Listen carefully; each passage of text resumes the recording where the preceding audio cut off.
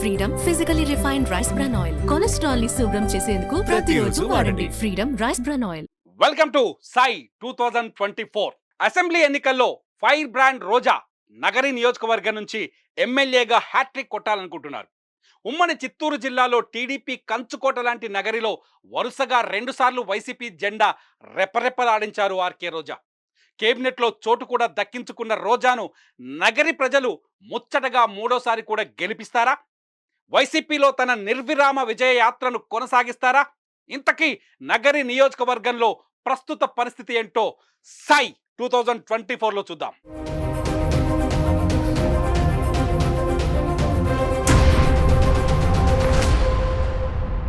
ఇప్పటి వరకు మనకందిన సమాచారం ప్రకారం నగరి నియోజకవర్గంలో మొత్తం ఓటర్లు 2,04,641 మంది.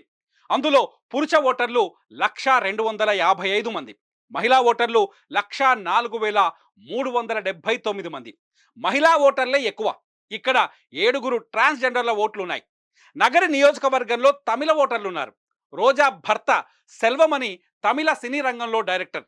అది ఆమెకు గత 2 ఎన్నికల్లో కలిసొచ్చిన టాక్.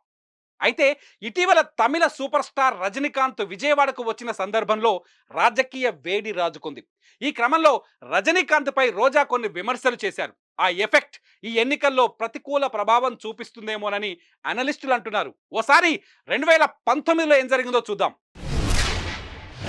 2019 ఎన్నికల్లో ఆర్కే రోజాకు 80,333 ఓట్లు వచ్చాయి. అంటే మొత్తం ఓట్లలో 47.6% ఆమెకు వచ్చాయి.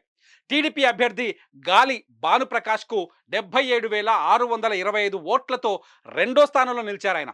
ఆయనకు వచ్చిన ఓట్ల శాతం 46.0.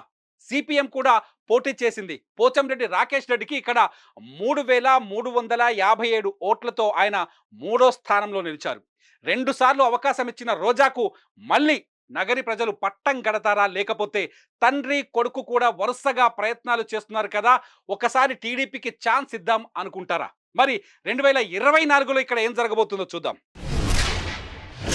ఆర్కే రోజా ఇప్పుడు కూడా తన ప్రత్యర్థి గాలి భానుప్రకాష్తో పోటీ పడుతున్నారు.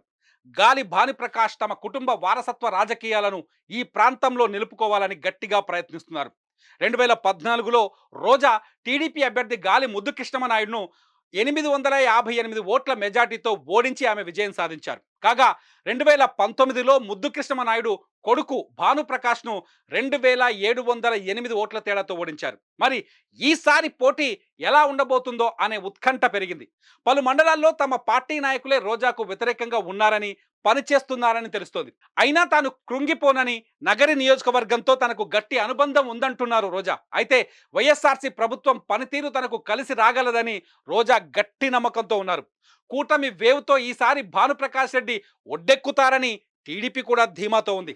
చూద్దాం ఇక్కడ 2024 ఎన్నికల్లో విజయం ఎవరిని వరిస్తుందో. మరి సాయి 2024లో మరో నియోజకవర్గంతో మళ్ళీ కలుద్దాం. సుమన్ టీవీలో మీ పర్సనల్ అండ్ బిజినెస్ ప్రమోషన్స్ కోసం కింది నెంబర్కి కాంటాక్ట్ చేయండి.